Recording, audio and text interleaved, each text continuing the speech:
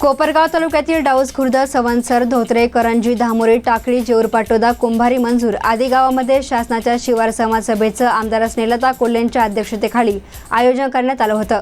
या प्रसंगी आमदार कोल्हे म्हणाल्या की मुख्यमंत्री देवेंद्र फडणवीस यांनी शेतकरी केंद्रीभूत मानून 2.5 वर्षांमध्ये त्यांच्या विकासासाठी शासनाच्या तिजोरीमधून कोट्यवधी रुपये खर्च करून त्यांची प्रगती साधली आहे। तर याउलट आघाडी शासनानं 15 वर्षांमध्ये शेतकऱ्यांना अगदीच नगण्य मदत करून त्यांचे पाठपाण्याचे प्रकल्प रखडवले, अशी टीका त्यांनी केली। नांदगाव तालुक्यातील कळमदरी येथील शेतकऱ्यांना नापिकी आणि कर्जाला कंटाळून विष पिऊन आत्महत्या केल्याची घटना घडली।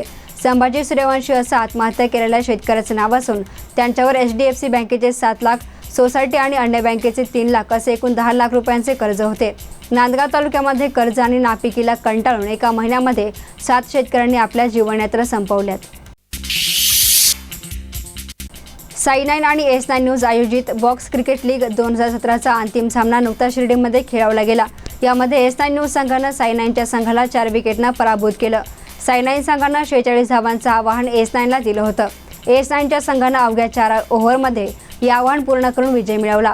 यावेळी शिर्डी बॉक्स क्रिकेट लीग चषक S9 संघाला उपस्थित मान्यवरांच्या हस्ते प्रदान करण्यात आला। या प्रसंगी S9चे संचालक ॲडव्होकेट सागर सावकार यांसह साई9चे संचालक साईराज गायकवाड हजर होते। शिर्डीमध्ये प्रथमच अशा आगळ्या वेगळ्या स्पर्धेचं आयोजन करण्यात आलं होतं। भारतीय नौदलाचे सेनापती ॲडमिरल सुनील लांबा यांनी सपत्नीक साईबाबांच्या समाधीचं दर्शन घेतलं। यावेळी संस्थांचे कार्यकारी अधिकारी रुबल अग्रवाल, विश्वस्त सचिन तांबे यांनी त्यांचं स्वागत केलं। समाधीचं दर्शन घेतल्यानंतर संस्थांच्या वतीनं लांबा यांचा साई मूर्ती आणि शॉल देऊन सत्कार करण्यात आला।